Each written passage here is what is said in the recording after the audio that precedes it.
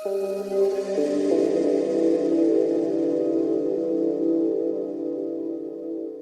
मैं जो कुछ भी हूँ मेरी माँ के द्वारा हूँ।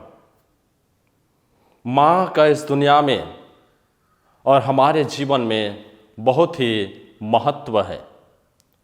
ख्रिस्त में मेरे प्यारे भाइयों और बहनों, आज माता कलीसिया, माता मरियम कलीसिया की माता का पर्व मनाती है। और सुसमाचार में हम सुनते हैं किस प्रकार से माता मरियम और मरियम मगदलेना यीशु ख्रिस्त को मरते हुए देखते हैं। और जब यीशु ख्रिस्त क्रूस पर लटकाए गए थे, उसके प्रिय शिष्य भी वहाँ उपस्थित था। और यीशु ख्रिस्त उन्हें देखकर उनसे कहते हैं, देखो यह तुम्हारी माता है।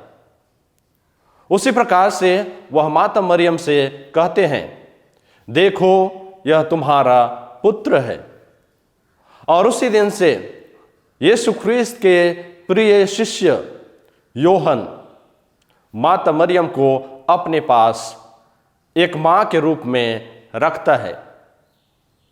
और वह माता मरियम न केवल उन शिष्यों की माता बनती है, लेकिन पूरी कलीसिया की माँ बनती है। क्योंकि प्रेरित यीशु ख्रिस्त के शिष्य कलीसिया का प्रतिनिधित्व करते हैं। और यह महान वरदान यीशु ख्रिस्त क्यों देता है? क्योंकि माता मरियम को ईश्वर ने यीशु ख्रिस्त की मां बनने के लिए चुना।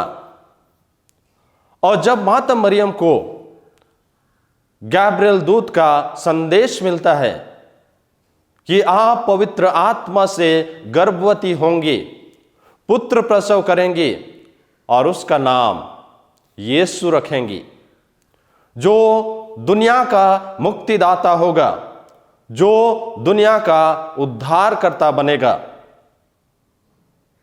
और यह सब होगा पवित्र आत्मा की शक्ति के द्वारा। माता मरियम को समझ में नहीं आता है, लेकिन वह सभी चीजों को अपने हृदय में संजो कर रखती है।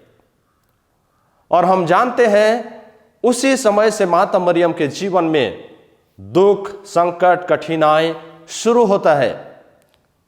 लेकिन जब माता मरियम ईश्वर के मुक्ति विधान में भाग लेने के लिए अपने आप को हां कहती है, वह वापस मुड़कर नहीं देखती है, लेकिन हर कदम, हर क्षण ईश्वर के मुक्ति विधान को पूरा करने के लिए वह प्रयास करती है।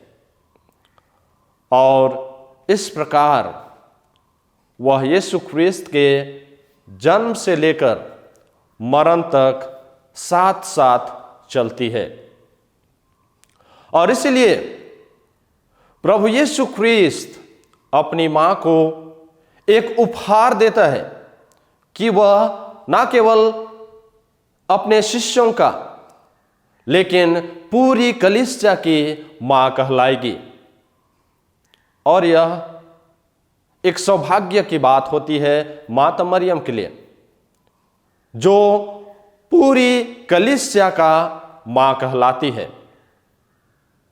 यदि हम अपने जीवन में एक मां के महत्व को देखें, हमारी अपनी मां हम सबों को इस दुनिया में जन्म देती है।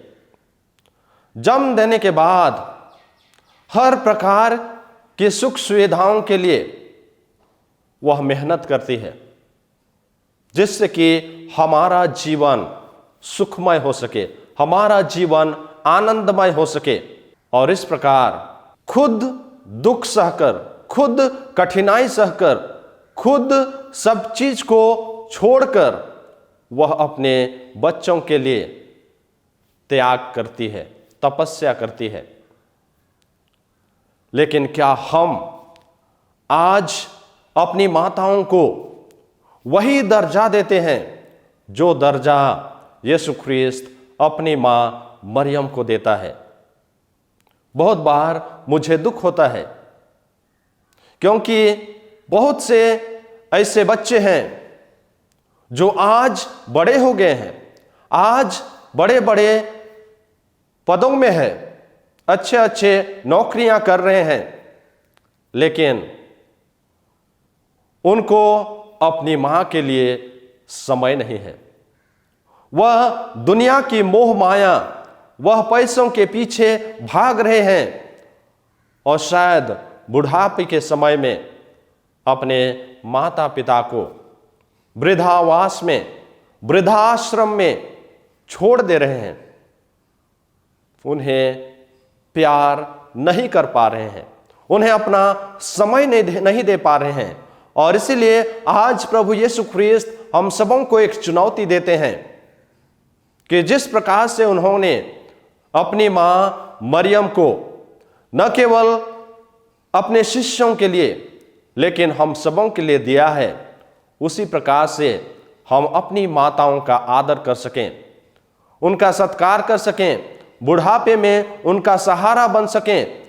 और इस प्रकार हम ईश्वर के प्यार को जिस प्रकार से हमारी माताओं के द्वारा हमें मिला है, उसी प्रकार से हम उस प्यार को अपने जीवन में जीकर एक दूसरे के बीच में बांट सकें, एक दूसरे के बीच में उदाहरण प्रस्तुत कर सकें कि किस प्रकार से एक मां के बिना हमारा जीवन अधूरा है, एक मां के बिना हमारा जीवन कुछ भी नहीं है।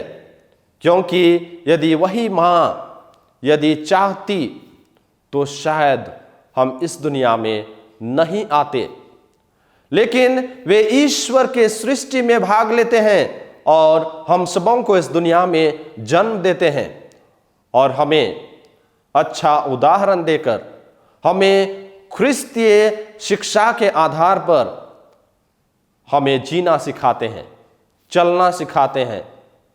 और इस प्रकार हम सबों को आज चुनौती मिलती है कि किस प्रकार से हम अपनी माताओं का आदर करें, अपने माताओं का सहारा बने और अपने जीवन में ईश्वरीय प्यार का अनुभव करें।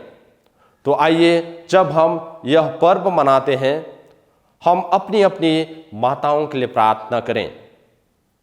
हमारी माताएं जहां कहीं भी हैं, जिस किसी भी परिस्थिति में हैं, उन्हें ईश्वर का प्यार मिले, उन्हें हमारा प्यार मिले, जिससे कि वे अपने जीवन को अच्छी तरह से जी सकें और एक दिन स्वर्ग राज्य में प्रवेश कर सकें। आमीन।